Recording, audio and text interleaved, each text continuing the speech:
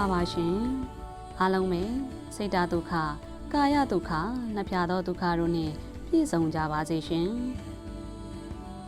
ယနေ့2026ခုနှစ်၏နှစ်သစ်အခါသမယဖြစ်တဲ့ဇန်နဝါရီလ29ရက်နေ့ကတော့သုတေသနခီးလမ်းပေါ်တွင်စိုက်ပျိုးရေးသုတေသနဦးစီးဌာနဟူ၍ကပီးမှတ်တိုင်ကိုစိုက်ထူနိုင်ခဲ့သည်မှာ22နှစ်ပြည့်မြောက်တဲ့အထိမ်းအမှတ်နေ့ရက်လေးပဲဖြစ်ပါတယ်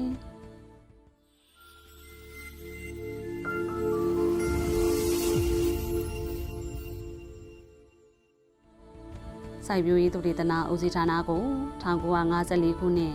ဇွန်လ22ရက်နေ့တွင်စိုက်ပျိုးရေးသုတေသနဗိမာန်အမည်ဖြင့်ရန်ကုန်မြို့အင်းစိန်မြို့နယ်ချို့ကုန်း၌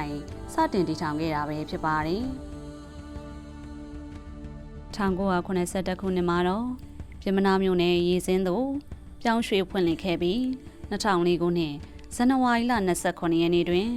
စိုက်ပျိုးရေးသုတေသနဦးစီးဌာနအဖြစ်တည်ခြားဖွဲ့စည်းနိုင်ခဲ့ပါတယ်2021ခုနှစ်မှာစ၍ဖွဲ့စည်းပုံအသစ်အရဌာနခွဲ9ခုဖြင့်ရေစင်းရုံးချုပ်အပါအဝင်နိုင်ငံတော်ဝန်ရှိဒေသနှင့်တည်နှံသုတေသနဘိုးဌာနများသုတေသနခြံများတွင်သုတေသနလုပ်ငန်းများကိုကြဲကြဲပြန့်ပြန့်ဆောင်ရွက်လာနိုင်ခဲ့ပါတယ်။စိုက်ပျိုးရေးသုတေသနဦးစီးဌာနအနေဖြင့်စားရည်ရိက္ခာဖူလုံမှု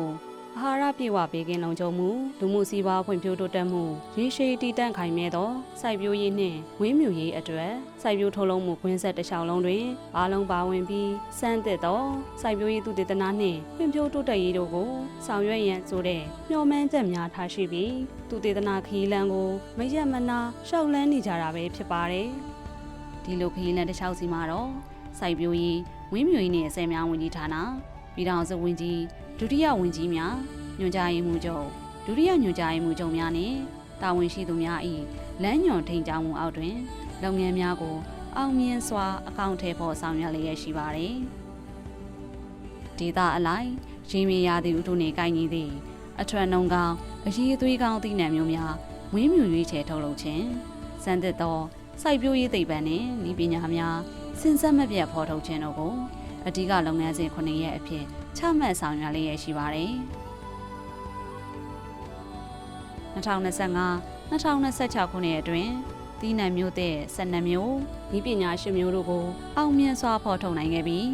စိုက်ပျိုးရေးသုတေသနဦးစီးဌာနသည်ရေရှည်တည်တံ့သောစိုက်ပျိုးထုတ်လုပ်မှုကိုအထောက်အကူပြုစေမည်မျိုးမြေရေဤပညာဆိုင်ရာသုတေသနများကိုကွင်းသုတေသနအဖြစ်သာမကတက်ခွဲခန်းသုတေသနအဖြစ်ပါဆောင်ရွက်လျက်ရှိတာပဲဖြစ်ပါတယ်2025-2026ခုနှစ်အတွင်းအပင်ယောဂသုတေသနတက်ခွဲခန်းကိုအဆင့်မြင့်တင်နိုင်ခဲ့သလိုသီးနှံမျိုးများထိန်းသိမ်းရန်အေးကမ်းများအပြင်အိန္ဒိယနိုင်ငံအထောက်ပံ့ဖြင့်စိုက်ပျိုးရေးကဏ္ဍဖွံ့ဖြိုးတိုးတက်ရေးနှင့်တောင်သူလယ်သမားများ၏လူမှုစီးပွားဖွံ့ဖြိုးတိုးတက်ရေးအတွက်အခြောက်ခံဆက်နှင့်အခြောက်ခံဆက်ထားရှိပြီးအစအဦးကိုလည်းတည်ဆောက်နိုင်ခဲ့ပါတယ်။သုတေသနလုပ်ငန်းများအားစိုက်ပျိုးထုတ်လုပ်မှုကွင်းဆက်တစ်လျှောက်အတွက်ဆောင်ရွက်လျက်ရှိရာယခုအခါရိတ်သိမ်းချိန်တော်သုတေသနများတန်မိုးမြင့်ထုတ်ကုန်များကိုထုတ်လုပ်ရာတွင်အထောက်အကူပြုစေမယ့်အစားအစာသိပ္ပံဆိုင်ရာသုတေသနများကိုပါပုံမှုတိုးချဲ့ဆောင်ရွက်နိုင်ပြီပဲဖြစ်ပါတယ်။လူတအူးချင်းဖွံ့ဖြိုးတိုးတက်မှုမှသည်အဖွဲ့အစည်းဖွံ့ဖြိုးတိုးတက်မှုစီအဖွဲ့အစည်းဖွံ့ဖြိုးတိုးတက်မှုမှသည်နိုင်ငံတော်ဖွံ့ဖြိုးတိုးတက်မှုစီတို့ဦးတည်နိုင်မှာဖြစ်တာကြောင့်လူသားရင်းမြစ်ဖွံ့ဖြိုးရေးကိုလည်းအထူးအလေးထားဆောင်ရွက်လျက်ရှိပါတယ်။အထူးသဖြင့်လူငယ်သူသေးသည်များအားလေ့ကျင့်သင်ကြားခြင်းများအသိပညာဗဟုသုတနှီးနှောဖလှယ်မှုများပြုလုပ်စေ၍အနာဂတ်၏ထူးချွန်သောသူသေးသည်ပညာရှင်များပေါ်ပေါက်လာစေရန်ဝင်းမြူပေးလျက်ရှိပါတယ်။သူသေသနာဆိုသည်မှာနိုင်ငံတနိုင်ငံ၏ပညာရေးသိပ္ပံနည်းပညာနှင့်လူမှုစီးပွားဖွံ့ဖြိုးတိုးတက်မှုအတွက်အရေးပါသောအခြေခံအုတ်မြစ်တစ်ရပ်ပဲဖြစ်ပါတယ်။ဒါကြောင့်စိုက်ပျိုးရေးသုတေသနဦးစီးဌာနအနေဖြင့်သုတေသီများရဲ့စွမ်းဆောင်ရည်ကိုမြင့်တင်ပေးနိုင်ရေးအတွက်နှစ်ပတ်လည်အခါသမယရောက်တိုင်းကျူးကျွန်ထက်မြက်သည့်သုတေသီများအတွက်သုတေသနစွမ်းဆောင်ရည်စုများကိုနှစ်စဉ်အစဉ်လာတရက်အဖြစ်ချီးမြှင့်ပေးလျက်ရှိပါတယ်။ထို့အတူနိုင်ငံတော်မှလည်း2025-2026ခုနှစ်အတွင်းထူးချွန်ထက်မြက်၍တောင်သူအကျိုးရှိရှုကကိုယ်တိုင်စိုက်ပျိုးခြင်းမှဖူးပွင့်လာသည်အဖိုးမဖြတ်နိုင်သောသုတေသနရလဒ်ကောင်းများအား ဆောင်ကျဉ်ပေးခဲ့သူသူတည်တည်သူရဲကောင်းများဖြစ်တဲ့သူတည်တနာပညာရှင်နှစ်ဦးအားလေယာစီးပွားထူးချွန်စုများကိုထိုက်တန်စွာချီးမြှင့်ခဲ့တာပဲဖြစ်ပါတယ်။သူတည်တနာရလဒ်များကိုတောင်သူများသိရှိအသုံးချနိုင်စေရန်ဝင်သရုပ်ပြပွဲများဤပညာဆွေးနွေးပွဲများကိုစဉ်ဆက်မပြတ်ကျင်းပလျက်ရှိပြီး TikTok, YouTube, Facebook စသည့် Digital Media ကဏ္ဍကိုအသုံးချကာဤပညာပြန့်ပွားရေးလုပ်ငန်းများကိုလည်းအားသွန်ခွန်ဆိုင်ဆောင်ရွက်လျက်ရှိပါတယ်။စိုက်ပျိုးရေးသုတေသနဦးစီးဌာနဆိုဒီကဝန်ထမ်းတဦးချင်းစီ၏ပညာရေးနှင့်လုပ်ငန်းစွမ်းဆောင်ရည်တိုးတက်မြင့်မားစေရန်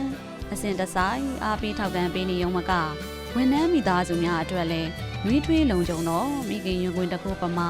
တည်ရှိနေသည်ဂုဏ်ယူပွဲသူတေသီများရဲ့ကဘာငယ်လေးတစ်ခုပဲဖြစ်ပါတယ်ရှင်။22နှစ်ပြည့်မြောက်လာပြီဖြစ်တော့ကျမတို့အားလုံးရဲ့စိတ်သူကဘာသည်ယနေ့မှစ၍နောက်နှစ်ပေါင်းများစွာတိုင်အောင်အတွန်းကြာရှည်တည်တံ့ခိုင်မြဲပါစေကြောင်းဆုမွန်ကောင်းတောင်းရင်ကျမတို့ချစ်ခင်မြတ်လို့ရပါတော့ဤသူတေသနာမြင်ပါသည်သူတေသနာစွမ်းအားများဖြင့်လက်တွဲညီစွာအများအကျိုးရတဲ့ဖို့၍စိုက်ပျိုးရေးကဏ္ဍဖွံ့ဖြိုးတိုးတက်ရေးစီအတူလျှောက်လန်းကြပါစို့လို့ဆန္ဒပြုရင်းဂုဏ်ပြုမှတ်တမ်းတင်အပ်ပါတယ်ရှင်။